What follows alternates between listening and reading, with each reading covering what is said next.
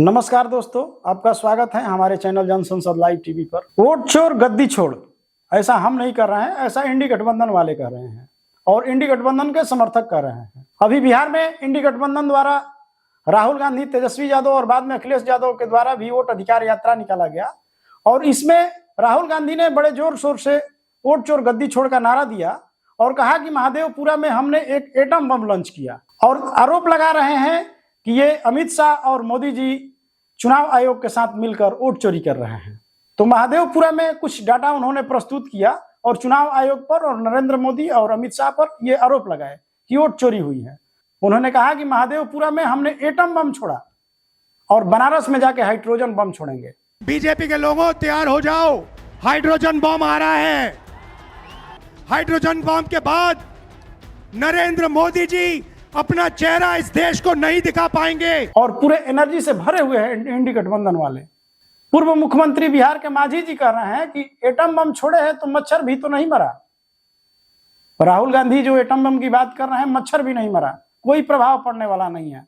पहले atom bomb फोड़ के क्या किए, तो चिट्ठी भी नहीं मरी। तो उसी प्रकार से हाइड्रोजन बम छूटेगा तो कुछ होने को है, कोई मुद्दा है उनका। तो राहुल गांधी बार बार कहते हैं कि नरेंद्र मोदी बोल क्यों नहीं रहे हैं, हमारा जवाब क्यों दे नहीं रहे हैं, और एनडीए वाले को कोई मतलब ही नहीं है। ये तो पहलवान की हाल हुई कि पीछे से लगे हुए थे और झाड़ दिए कि हटो हटो।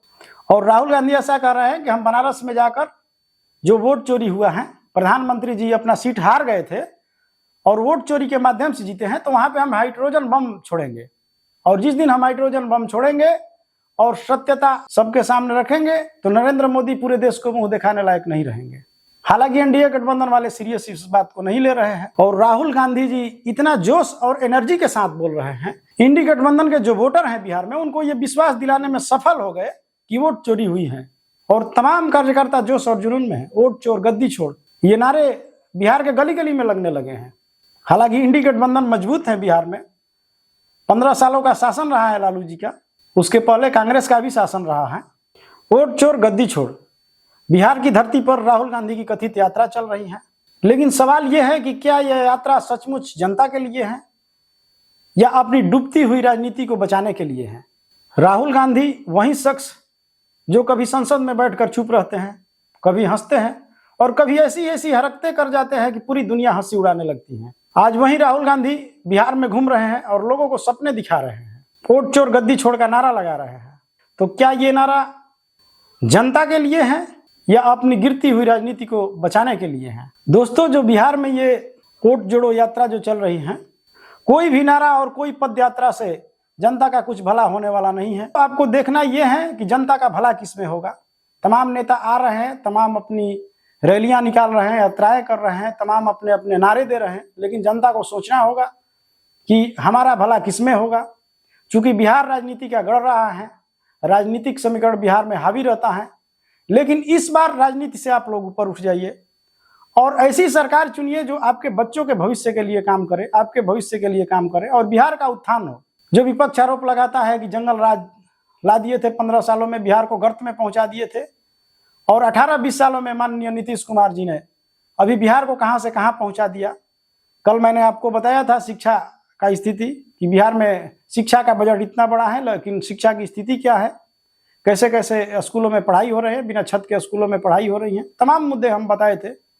तो जनता को यह सोचना होगा कि हमारा भला कैसे होगा। एक तरफ महागठबंधन है और दूसरी तरफ एनडीए है, राजग गठबंधन है, इंडी गठबंधन और एनडीए है। और प्रशांत किशोर जी ने निश्चित ही कुछ काबिले तारीफ काम किया, जनसुराज पार्टी लेकर आए और बातें जो कर रहे हैं, बातें अच्छी अच्छी कर रहे हैं।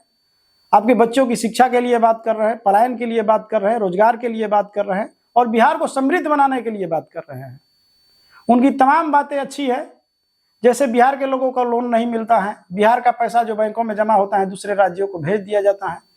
पूरा डाटा सहित उन्होंने बताया कि बिहार का विकास कैसे होगा, पलायन कैसे रुकेगा, बच्चों का शिक्षा व्यवस्था कैसे सुधरेगा, आपके बच्चे बिहार में ही कैसे रोजगार पाएंगे। तमाम मुद्दे प्रशांत किशोर जी ने जो कहा, उनके मुद्दे अच्छे हैं।